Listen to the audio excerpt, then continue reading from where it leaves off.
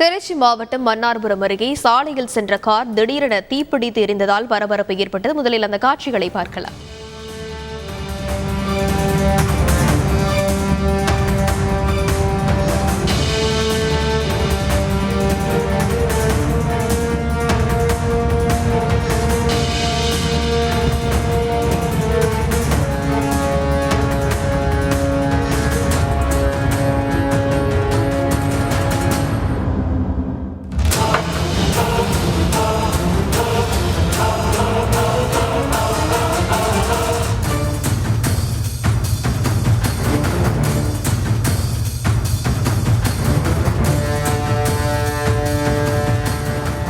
இது பற்றிய மேலும் விவரங்களை செய்தியாளர் தினேஷ் வழங்கிட கேட்கலாம். வணக்கம் தினேஷ், இந்த தீ விபத்து எப்படி ஏற்பட்டது?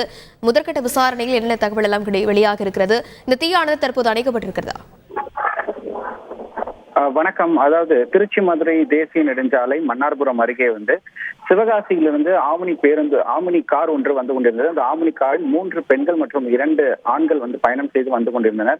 மன்னார்புரம் அருகே வந்தபோது திடீரென அந்த காரில் லேசான தீ ஏற்பட்டது. உடனடியாக அந்த தீ மலமளவென பரவிய நிலையில அந்த காரில் பயணம் செய்த நபர்கள் அனைவருமே காரை ஓரமாக நிறுத்திவிட்டு உடனடியாக காரை விட்டு வெளியே இறங்கி ஓடி வந்தனர்.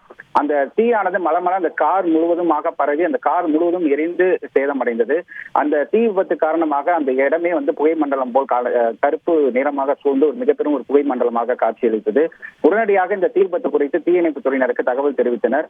தகவலின் பேரில் அங்கு வந்த தீயணைப்பு துறையினர் உடனடியாக அந்த பற்றி எரிந்த அந்த ஆம்னி காரை உடனடியாக தீயை அணைத்தனர்.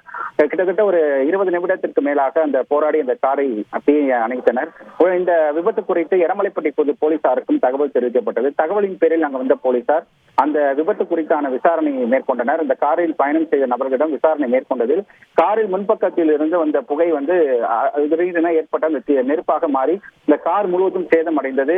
இந்த முதற்கட்டமாக அந்த பேட்டரியில் இருந்தோ அல்லது அந்த காரில் இருந்து மின் கசிவு ஏற்பட்டதன் காரணமாக இந்த விபத்து ஏற்பட்டிருக்கலாம் என்று கூறப்பட்டது.